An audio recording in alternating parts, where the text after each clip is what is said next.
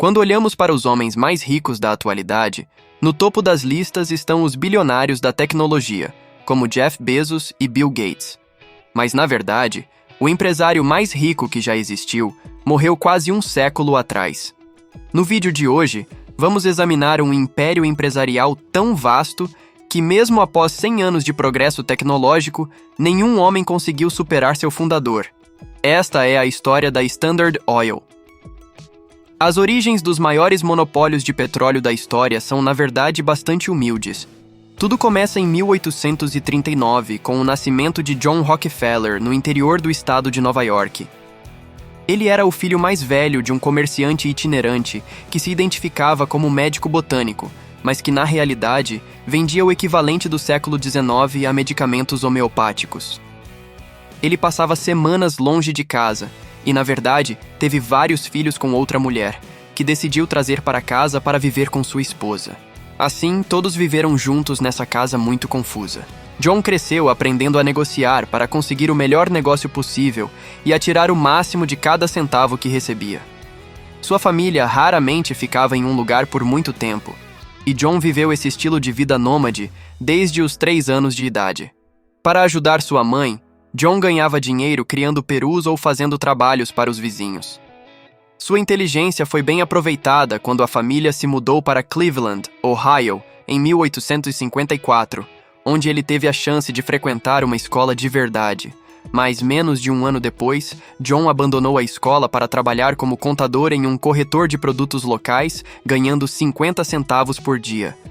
Claro que isso não era muito na época, então ele ajudava outras empresas paralelamente. Após 2 anos trabalhando lá, seus chefes se recusaram a lhe dar um aumento significativo, então ele decidiu superá-los iniciando sua própria corretora de produtos. Graças à sua boa reputação, ele conseguiu um empréstimo de $4.000, o que na época era uma soma enorme. John começou a negociar feno, grãos e várias carnes. No primeiro ano, ele registrou vendas de $500 mil, dos quais ele recebeu apenas uma pequena fração como comissão, mas ainda assim foi um grande sucesso. Todos os bancos em Cleveland estavam implorando para emprestar dinheiro a John, e ele tinha apenas 18 anos. Mas então, em 1859, algo aconteceu que mudaria sua vida para sempre. Apenas 100 milhas a leste de Cleveland, o primeiro poço de petróleo americano foi descoberto.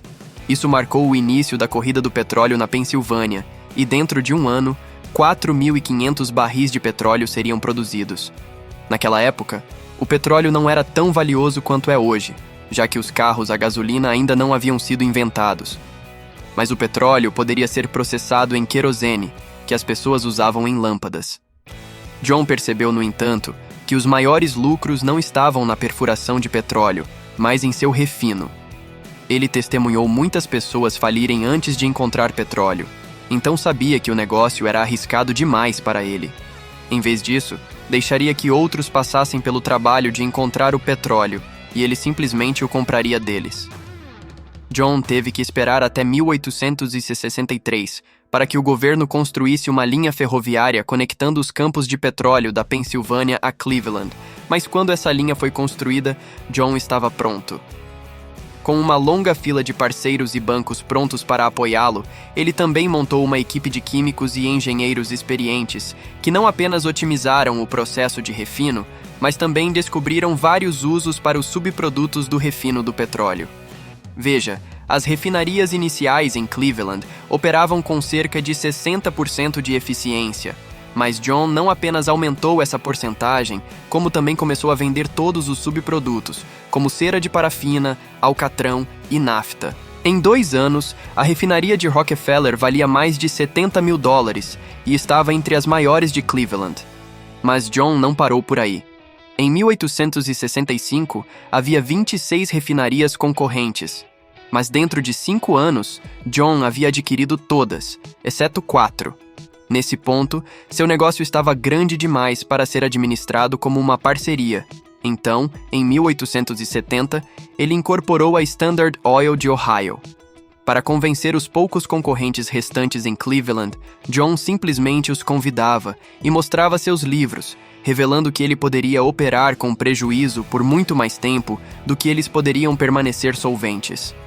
Em troca de um bom preço de compra, John ofereceria aos concorrentes posições em sua própria empresa, colocando assim as mentes mais brilhantes da indústria sob seu controle. Claro que nem todos desistiam imediatamente e, com o tempo, John reduzia o preço do petróleo e do querosene, às vezes em até 80%, para estrangular os concorrentes. Não surpreendentemente, sua estratégia funcionou. Em 1880, ele havia adquirido refinarias em todo o Nordeste dos Estados Unidos e estava refinando mais de 90% de toda a produção de petróleo do país. Nesse ponto, John era tão poderoso que podia convidar os donos das grandes companhias ferroviárias e negociar pessoalmente descontos por usar seus trens. Mas essa prática de negociar acordos nos bastidores realmente irritou o mundo dos negócios na época e ainda hoje. A maioria dos bens industriais era transportada por ferrovia, e muitos grandes industriais ficaram preocupados que o abuso de descontos no transporte por parte de John pudesse resultar em uma monopolização semelhante em suas indústrias. Na década seguinte, empresários, políticos e a mídia atacariam a Standard Oil com crescente ferocidade. Legisladores em Ohio começaram a redigir regulamentações antitrust para derrubar Rockefeller, mas ele estava um passo à frente. Em 1882, ele reincorporou em Nova Jersey, desta vez criando o Standard Oil Trust, que por sua vez detinha participações em mais de 40 empresas locais. Então, para mostrar seu sucesso, John construiu uma impressionante sede para sua empresa na Broadway. Este momento foi o ponto alto da Standard Oil de Rockefeller. Ele possuía 20.000 poços de petróleo, 4.000 milhas de oleodutos e empregava mais de 100.000 pessoas. Mas seu domínio sobre a indústria do petróleo estava enfraquecendo, tanto no mercado interno quanto no exterior. Depósitos maciços de petróleo foram descobertos na Rússia e na Ásia e estavam sendo desenvolvidos pela família Rothschild, que não poupava esforços para levar aquele petróleo para a América. Pior ainda, em 1890, o governo federal aprovou a Lei Sherman Antitrust, que oficialmente deu aos políticos o poder de ir atrás do trust da Standard Oil. Claro, a complexa estrutura legal por trás de todas as empresas era muito difícil de investigar, razão pela qual o governo não conseguiu realmente dividir a Standard Oil até 1911.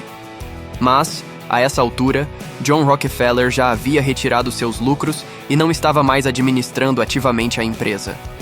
Nos últimos 20 anos de existência da empresa, ela pagou mais de $500 milhão em dividendos. Por algumas estimativas, o verdadeiro valor da Standard Oil no seu auge era de $1 trilhão. Então a divisão não foi realmente uma surpresa para a maioria das pessoas. Em 1911, a Suprema Corte considerou a Standard Oil culpada de práticas anticompetitivas e dividiu a empresa em 34 entidades separadas. Claro, John Rockefeller manteve sua participação nessas empresas até sua morte. E, na verdade, a divisão acabou sendo o evento mais lucrativo de sua vida. Com o tempo, muitas dessas empresas se fundiram novamente umas com as outras. Hoje, a maioria dos remanescentes da Standard faz parte da ExxonMobil, Chevron ou BP, que desde então se tornaram empresas incrivelmente grandes por si próprias. A propriedade de John Rockefeller nessas empresas sucessoras fez dele o empresário mais rico que já existiu, com um patrimônio líquido estimado em $400 bilhões. Até hoje, ninguém superou Rockefeller na liderança da riqueza. Rockefeller morreu de arteriosclerose em 23 de maio de 1937, 2 meses antes de seu aniversário de 98 anos, em sua casa em Ormond Beach, Flórida. Se gostou, curta e se inscreva no canal. Dicas e sugestões de próximos vídeos nos comentários abaixo. Obrigado!